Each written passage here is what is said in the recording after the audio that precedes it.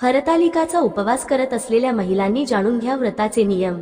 हरतालिका व्रत हे दरवर्षी भाद्रपद महिन्याच्या शुक्ल पक्षातील तृतीयेला ठेवले जाते।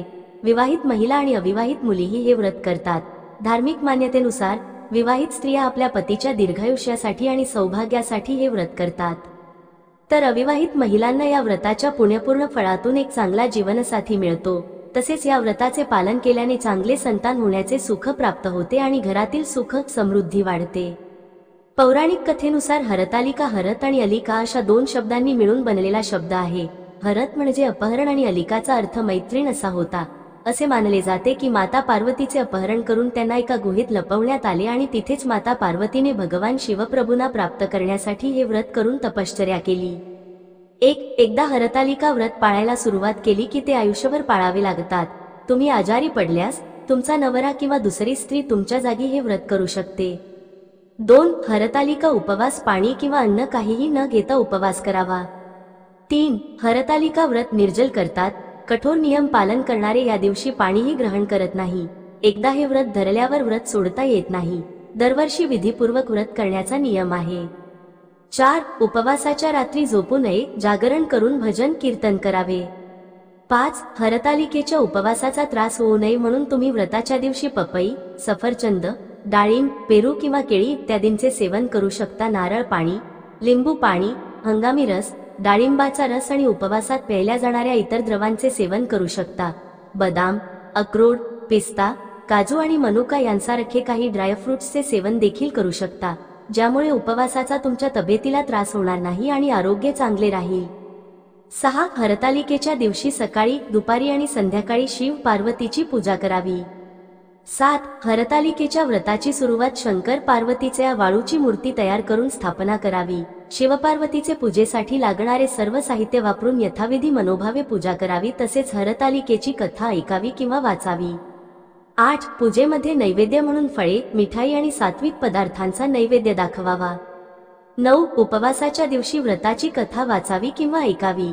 10. हरतालिका तृतीयेच्या पूजेमध्ये देवी पार्वतीला काकडी, मक्याचे कणीस अर्पण करणे अनिवार्य आहे। 11. शक्य असल्यास सोन्या चांदीचे दागिने घालावे। 12. हरतालिका पूजन परंपरेनुसार सकाळी तसेच प्रदोष काळात केली जाते। 13. महिलांनी रात्रभर जागरण करून भजन कीर्तन करावे आणि प्रहारानुसार वाळूच्या शिवलिंगाची पूजा करावी। दुसऱ्या दिवशी देवीच्या पूजा आरतीचा उपवास काकडीने मोडला जातो। 14. कोणत्याही प्रकारचा राग किंवा चिडचिड करू नये। सर्वांशी चांगले वागावे, सर्वांशी प्रेमाने आणि आदराने बोलावे। 15. उपवास करताना हरतालिका व्रत कथा ऐकणे महत्त्वाचे आहे, अन्यथा उपवास अपूर्ण समजला जातो।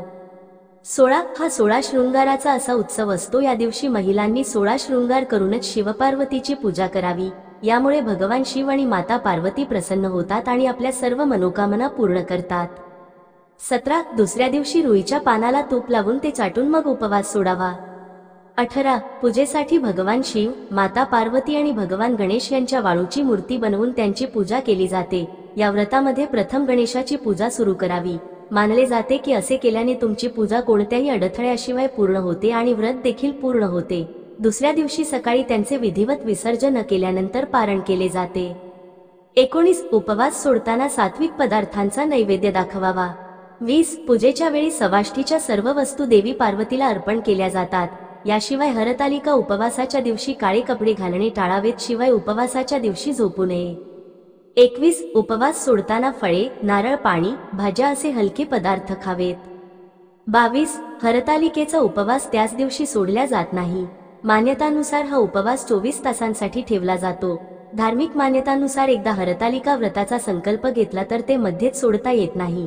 हे व्रत आयुष्यभर पाळावे लागते, परंतु काही कारणास्तव तुम्हाला हे व्रत करता येत नसेल तर त्याचे उद्यापन करून हे व्रत कुटुंबातील दुसऱ्या स्त्रीकडे सोपवावे, यामुळे व्रत सुरू राहते अशी देखील मान्यता आहे। 23. शांत मनाने उपवास सोडावा। उपवास शांत मनाने आणि आनंदाने सोडावा। 24. हरतालिकेची पूजा अतिशय महत्त्वाची मानली जाते, त्यामुळे या दिवशी ज्या महिलांनी मासिक पाळी आली असेल अशा महिलांनी पूजा करू नये, परंतु महिलांनी उपवास जरूर करावा आणि दुरूनच देवाची कथा ऐकावी, परंतु देवाला स्पर्श करू नये आणि ठरलेल्या वेळेनुसारच उपवास सोडावा। 25. हे व्रत सुवासिनी आणि कुमारिका यांनी करावे।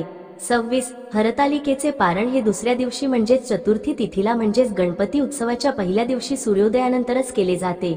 व्रत सोडण्यापूर्वी आंघोळ करून विधिवत शिव आणि पार्वतीची पूजा करावी। यानंतर पूजेच्या साहित्यासह मातीच्या शिवलिंगाचे विसर्जन करावे आणि प्रसाद खाल्यानंतरच उपवास सोडावा।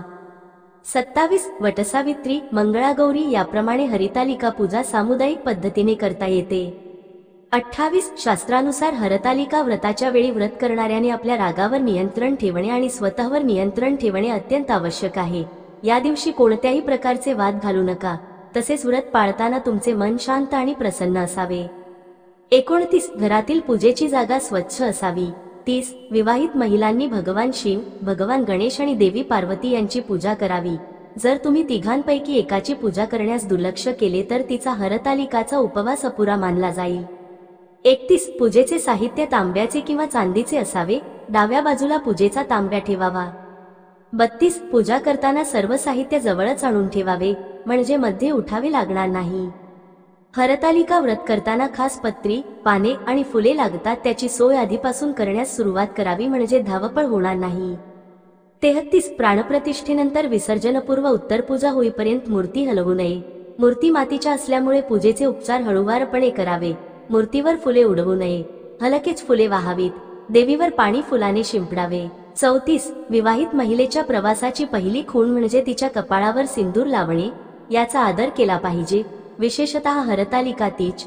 या व्यतिरिक्त महिलांनी 16 शृंगार करावा आणि हातावर मेहंदी लावावी।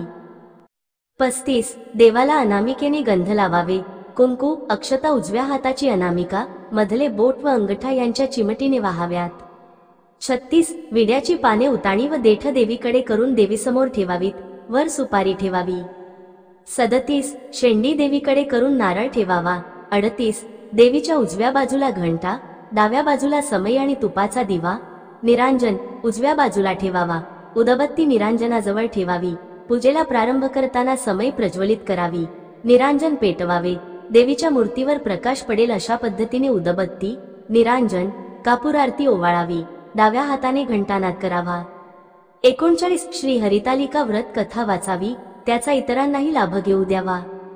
40 आरती म्हणावी, त्यानंतर देवीला महानैवेद्य दाखवावा। पूजा करणाऱ्या महिलेने संपूर्ण दिवस उपवास करावा, शक्य असल्यास पाणी सुद्धा पिऊ नये।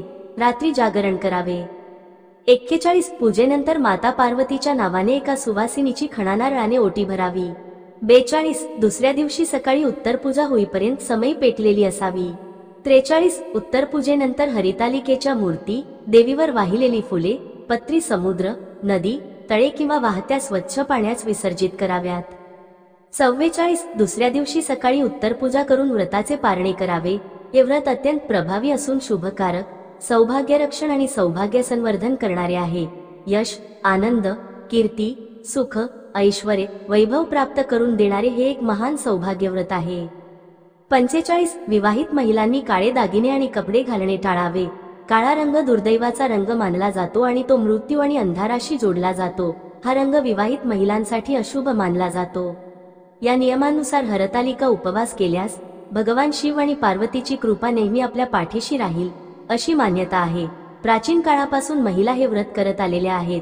पतीचे प्रेम कायम राहावे, पती आरोग्यवान राहून त्याचे आयुष्य वाढावे म्हणून पतिव्रता स्त्रिया हे व्रत मोठ्या निष्ठेने आणि भक्तिभावाने करतात।